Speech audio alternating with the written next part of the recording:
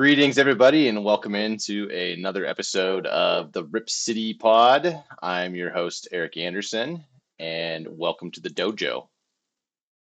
Today, we are going to catch you up a little bit on Blazers headlines around the league, and take a look, little bit of a deep dive into Yang Hansen.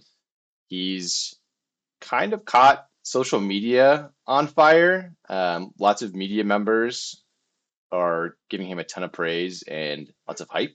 So we're going to talk a little bit about what's real, what's overblown, and tease a little bit of what's to come from Young as he gets ready for his actual regular season debut. We're now a little less than a week away from that. So lots to talk about, lots to catch up on, but let's start with since we last spoke, a few Blazers headlines. So Young had one of his best. He had his best preseason game against the Kings, and specifically an electric third quarter that caught Twitter on fire. Had a lot of typically cynical or at least critical media members kind of bending over backwards and doing backflips and heaping praise from the mountaintops for Young, which is kind of baffling. Not that he doesn't deserve praise, but just that there's so many people coming out of the woodworks to praise him. So there was a few big wow moments. In particular, he had a really nice pump fake, a kind of a behind the back dribble to shake Drew Eubanks, and then have a nice little spin into the glass. That sent the crowd into a tizzy. So there was stuff like that. Billups had kind of said he'd seen some of those wow moments in camp, and noted that a player his size isn't supposed to be able to do some of those things. Caleb Love called him a star in the making, which Caleb can say. Sure, Caleb's also hasn't been in the league yet, so we'll allow it, but maybe not the biggest ringing endorsement from anybody out there yet. Um, but yeah, I mean, even Young has said he's had some nerves, which means he's human. That's great. We want Young to have nerves because he's been called Chinese Jokic for about 6 months, maybe a little less than 6 months. And again, we're gonna do a little bit more of a deep dive, so I don't want to give too much away now. But um, that preseason game against the Kings really had people going. So that was a big headline, a big news moment. We also had some injury news. Tumani Kamara had been part of this lineup experimentation from Coach Billups these first few games. He'd made the point that he's going to try out a bunch of different lineups, and we're going to see what sticks, what doesn't. Tumani had some right knee soreness, so he hasn't played the last game. He won't play in the next preseason game, which has really meant the lineup was kind of solidified with Jeremy, Denny, Donovan, Drew, and Shaden. And that lineup looked pretty good against the Warriors. They had moments where they were jumping out to leads. They built some pretty solid um, minutes together, and really all performed about as good as you'd want to see them. Obviously, it wasn't quite a full strength Golden State team, but it was still encouraging. I think once Tumani comes back, that'll be interesting to see what happens with these lineups. But he could be this last resting period might just be an abundance of caution, and he might be ready to go. First game of the season, we'll see. But in addition to that, we heard that Matisse Thybulle and Robert Williams III are trending up after missing camp time and preseason games. So neither's cleared yet, but there's some deliberate return to competition reconditioning for those two, but there's not really a solid timeline on those yet. Thybulle's in a similar boat where he's ramping up, but it might still be a minute before we see those two, which those could be two valuable defenders for the Blazers, but we don't really need to see a whole lot from them. You know what you get with Matisse Thybulle and Robert Williams at this point in their careers. Rob's maybe a little bit more of an enigma. When he's healthy, he's a really solid permanent producer. He can change games defensively. He's very active on the offensive rebounding side. He's a lob threat. He does a lot um, for what he is. Um, so he would still be interesting this season. Obviously, the Blazers have been holding on to him for a little bit while now, so there's not suddenly going to be this next step forward for Rob. But how he factors into the rotation also seems really interesting because so far in the preseason we've just seen Klingon and Yang kind of just split minutes at center, and both have had their moments. Both have looked weak. Both have looked overmatched at times. Both have looked a step slower, or like the game's moving too quickly for them. And then both have showed brilliant flashes where you go, "Oh, the Blazers have a center that can step out and shoot threes again." Wow, and obviously hitting 1 3 doesn't mean these centers can hit threes consistently, but when you see it, that's where your mind goes. Your mind starts thinking of the possibilities of these centers. So how Rob factors into that depth and how it unfolds will be super interesting. Matisse Thybulle will be. I don't expect him to take too many steps forward. Obviously, you always want to see if his shooting takes a step up, if he can be a consistent knockdown corner guy.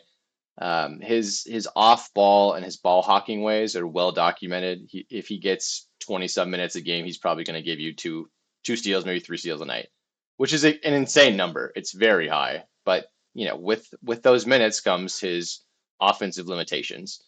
So you can't really rely on him. And do you want to give Matisse Thybulle that many minutes? Is a question that the Blazers have to answer. And thankfully they don't have to answer right away because he's still working his way back. But maybe when he's fully healthy, you start wondering, is Matisse going to be a part of that lineup? Is he going to get many minutes, or is he going to start becoming a trade chip? Which, trust me, just reading through all the NBA blogs already, there are plenty of trade rumors already circulating that have his name in it. And we are still in the preseason, folks. Another big headline with the new ownership coming to the Blazers, there was a hurdle with a lawsuit. That lawsuit's been settled.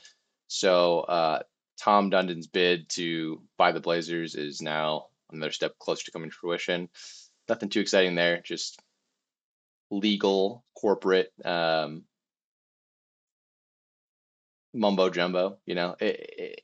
Nothing's changing effectively. It's just the green light has come. I think there was a pretty interesting piece from, I believe it was Joe Freeman. Apologize if it was another source, but Freeman had documented a little bit how Shaden Sharp is playing better defense, and if that's actually real. Is this preseason mirage, or is this really what is part of his game? Um, Shaden obviously flashes all the things you want offensively. You see dunks, you see threes. I think last podcast I said it's a little bit like young Vince Carter because he can do so much.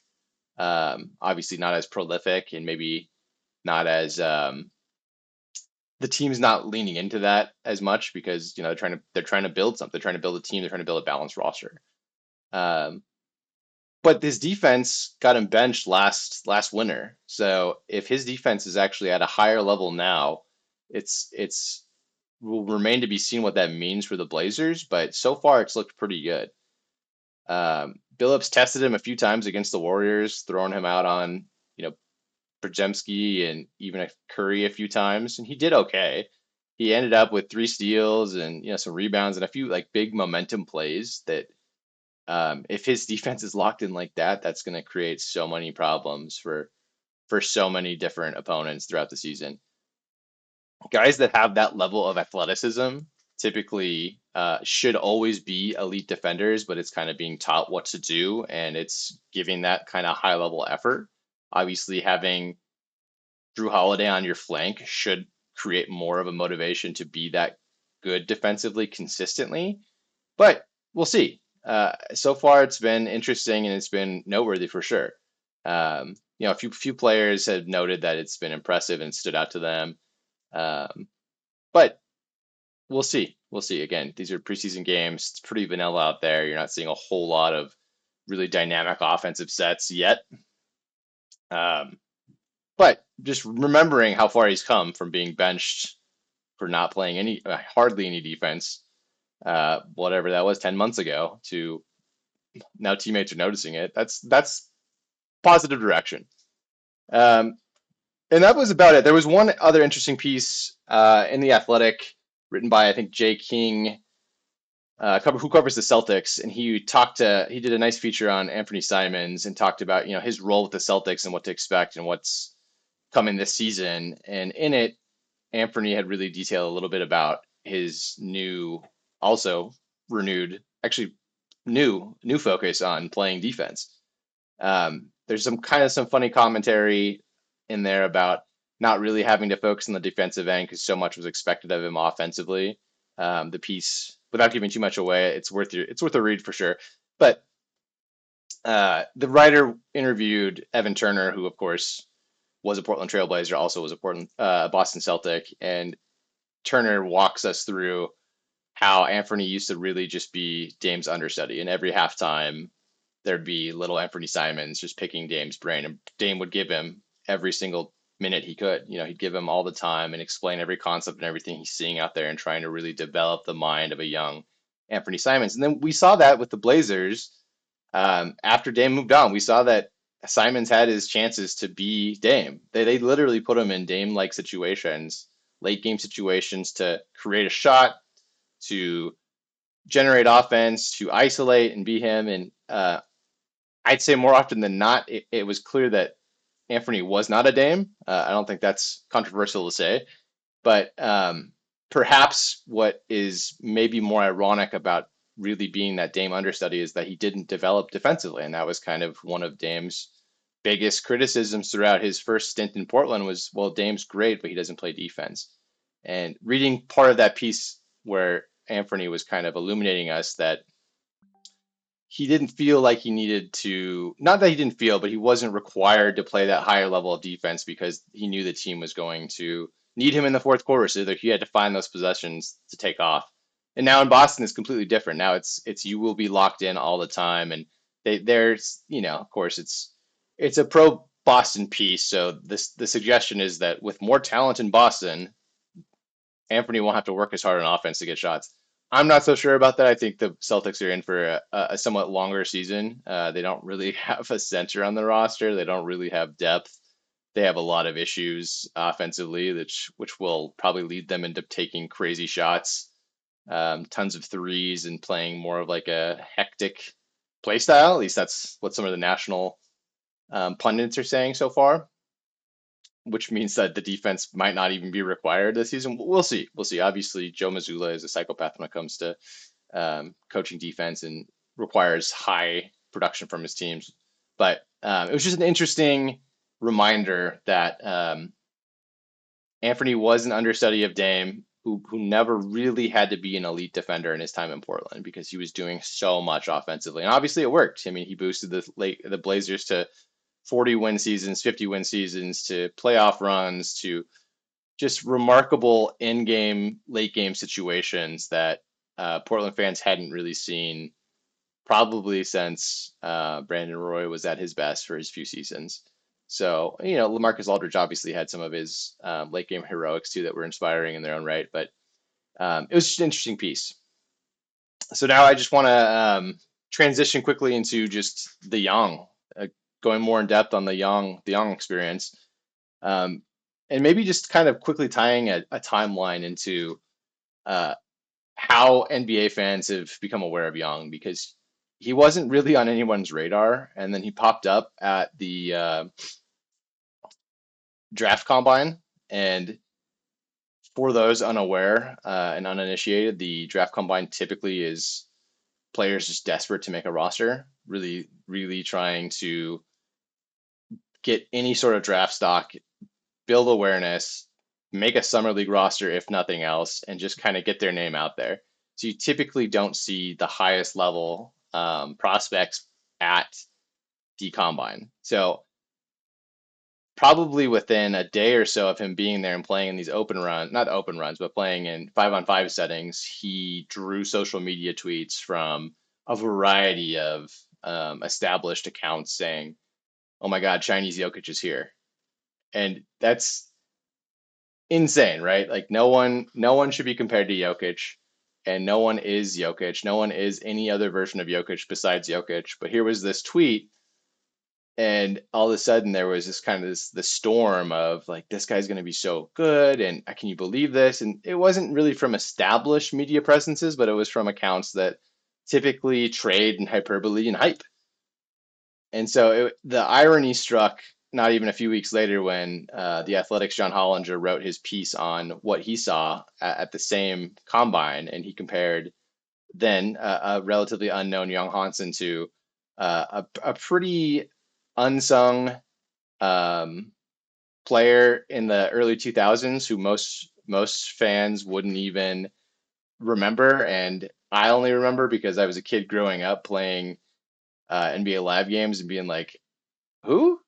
I don't even know if I can pronounce his name correctly, but I think it was Wang Zz, something along those lines. And so Hollinger said like he's probably just another guy like this, which somewhat of an apt comparison to say a Chinese player is like another Chinese player. And um, for him, who's a very established presence and often highly regarded for his analysis and his commentary for the Athletic, he kind of dampened the spirit a little bit of the Young Hansen experience. And then, of course, we all know what happened at the NBA draft. The Blazers traded up, got him, and the hype started again. And excuse me, now we're at the situation now where everything he does is praised.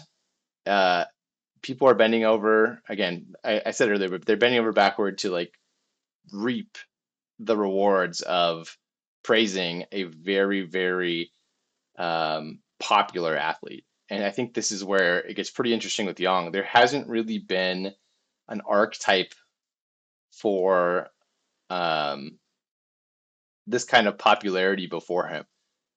Guys that get drafted coming out of college in the United States or out of high school in the United States often have social media followings, but they're appealing to an American audience. They're appealing to a very established media group. Yang kind of came in, and these social media accounts latched onto him immediately. And maybe it's also this gigantic Chinese market that everyone keeps talking about. The Blazers are trying to tap into this Chinese market, and here he is, Yang. Everyone's doing it, but all these posts, all these highlights, and there's not so many highlights, but there's enough highlights. They're going viral. People can just say things like, "Whoa, Young Hansen's so fun," and it'll get tens of thousands of engagements, which I haven't really seen in my time following the Blazers and covering the Blazers. I've seen popular players, sure, and we've seen the drawbacks of that popularity, but so far, Young is not really like um, leveraging his popularity to do or say anything besides just be kind of a funny personality, which I think is super interesting. But I also think with so much of this hype, it's almost a little unfair for the media to put this much pressure on the kid. I mean, he's been compared to Jokic the second he stepped forth on American soil, right? Do you know who Jokic was compared to when he stepped foot on American soil and started to build his draft stock? Nobody. Like no one really knew much about Nikola Jokic, and I can say that confidently because I was one of the first few journalists in the United States to interview him. I got to cover him at the Nike Hoop Summit, and I was probably one of, I don't know, we'll say 20 people that interviewed this young, skinny, kind of gangly, goofy looking Serbian kid who played for a Serbian professional team that no one had heard of and who hadn't really done too much at the Nike Hoop Summit. I mean, so many other names had stood out and made him look like, he was kind of overmatched and wasn't really that exciting. So the current archetype for the best player in the world is Nikola Jokic. And when he entered the league, and he came to America, there wasn't really any kind of expectation. Fast forward however many years later, and now we have Young Hansen, who's just constantly being called Jokic, and everyone's so excited for him. I just think that's a ridiculous amount of pressure, and so far he's handled it really well, to his credit. I just think us in the media maybe can do him a solid by tamping down the hype, closing the fire hose, not always blowing everything up. Uh, I- I think everyone in the media is thinking the same thing. Well, if I'm the one that reaches that Chinese market out, my content's going to be the most read. And I just hope everyone can be a little bit better and a little bit more buttoned up with throwing the praise out there when Yang deserves it, but also being brave enough to criticize. And there hasn't been a ton of Yang criticism out there. Not that he deserves a whole lot, but there's been several moments in games where he's been overmatched. He's not just dominating every single possession.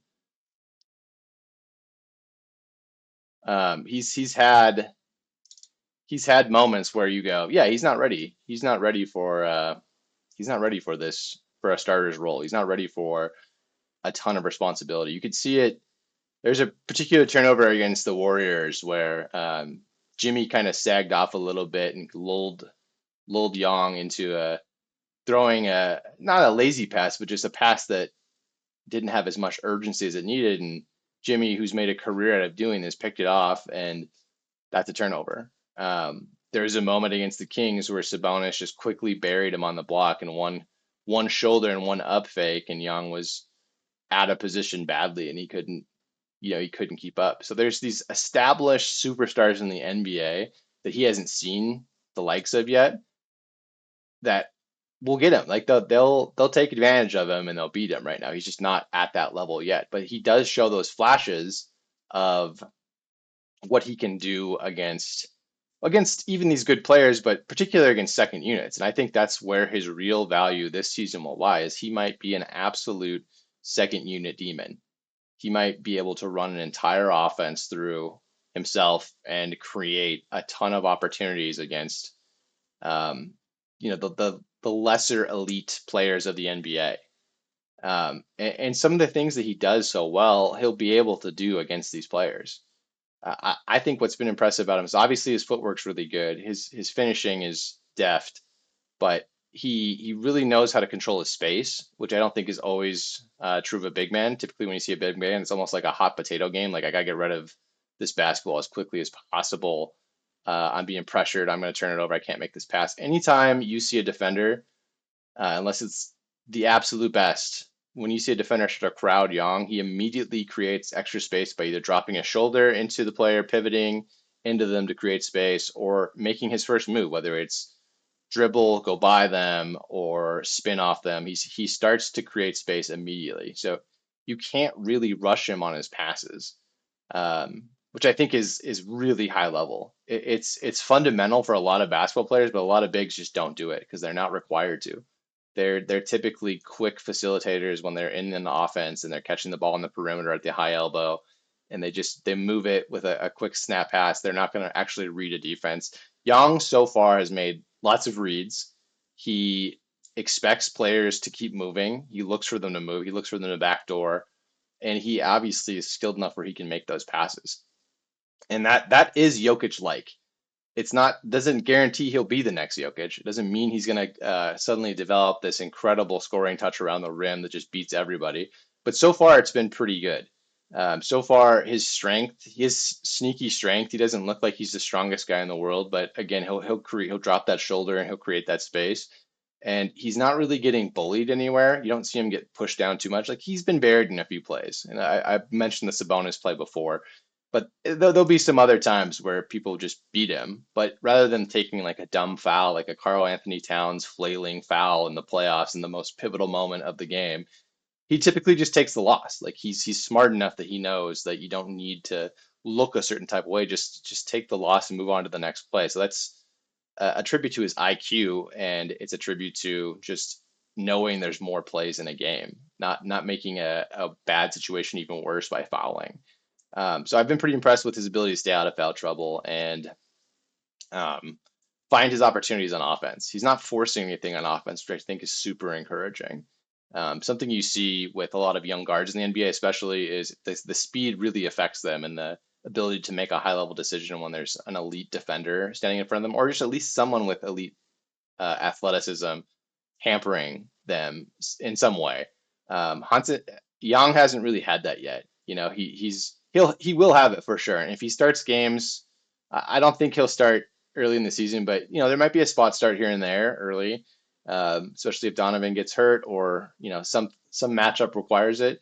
I think we'll see some of those struggles against really good big teams too. Like I don't think you'd want to see right now as is currently assembled. You'd want to see Young covering Jokic. I think that would be a bloodbath. Obviously, maybe he'd rise to the occasion and shock the world, but I wouldn't bet on it yet.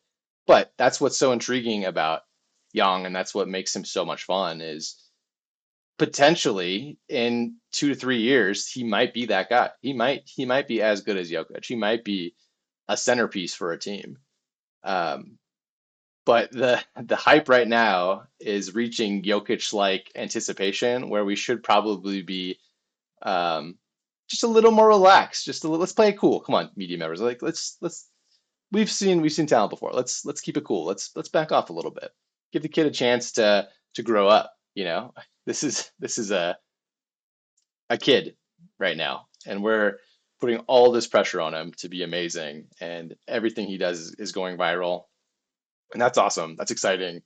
But let's remember that he's still going to make a lot of mistakes. He has to make some mistakes. He literally has to make mistakes to get better and to improve and to become the player that everybody wants him to be.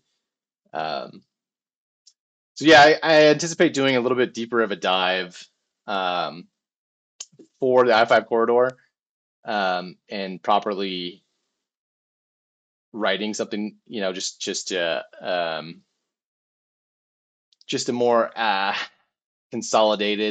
more consolidated report of Young because again, I don't think we've seen anything like this, and I think his timeline from relatively unheard of by the masses prospect to is this the next Jokic is insane, and it's something that Portland fans I don't think have ever experienced from a prospect.